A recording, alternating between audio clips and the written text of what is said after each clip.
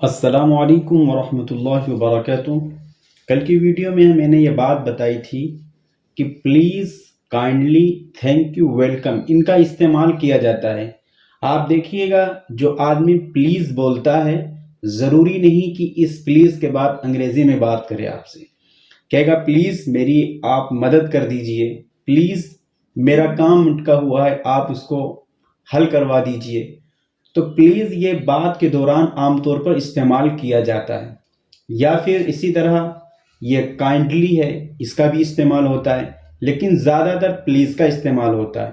دونوں کا معنی ہے براہ کرم، براہ مہربانی، خدا کے واسطے یہ کام کر دیجئے۔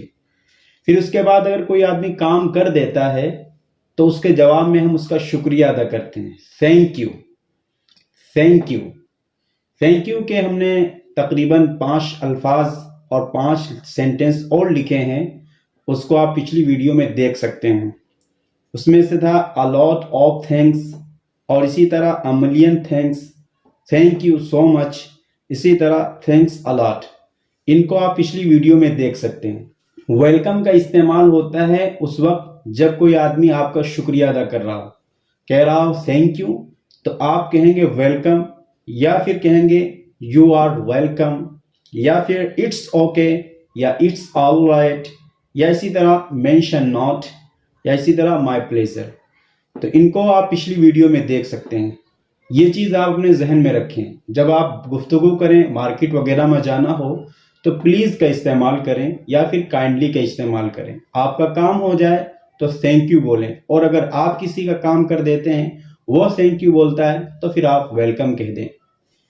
یہ 5 سینٹنس ہیں آپ حضرات کے سامنے۔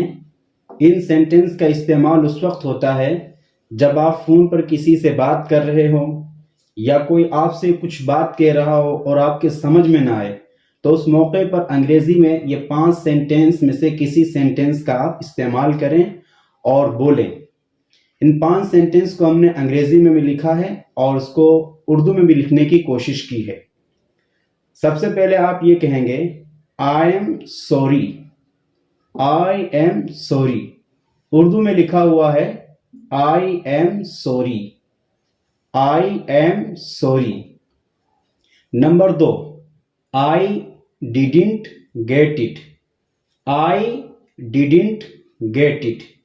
اردو میں لکھا ہے I didn't get it، I didn't get it۔ Number 3، I beg your pardon، I beg your pardon۔ Urdu میں دیکھیے I beg your pardon۔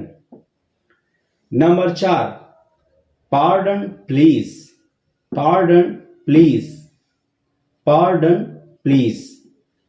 5ویں number پہ ہے excuse me، 5ویں نمبر پہ ہے excuse me، excuse me، excuse me۔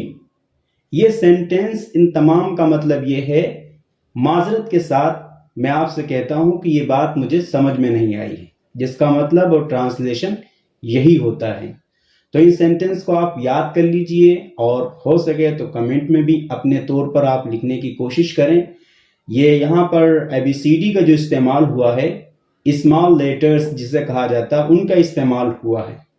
آپ اس کو memorise کریں اور یاد کریں۔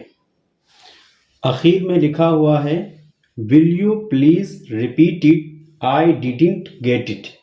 بورڈ پہ اچھی طرح لکھ نہیں پاتا ہے، لیکن آپ دھیان سے سن لیں۔ will you please repeat it، I didn't get it۔ یہ عام طور پر انگریزی میں بولے جانے والے سینٹنس ہیں، اس لیے آپ حضرات کی خدمت میں ان کو پہلے رکھا جا رہا ہے۔ یہ عام طور پر سینٹنس کا یوز ہوتا ہے، اس وجہ سے آپ احباب کی خدمت میں ان کو پیش کیا جا رہا ہے۔ آپ ان کو میمورائز کریں اور یاد کریں۔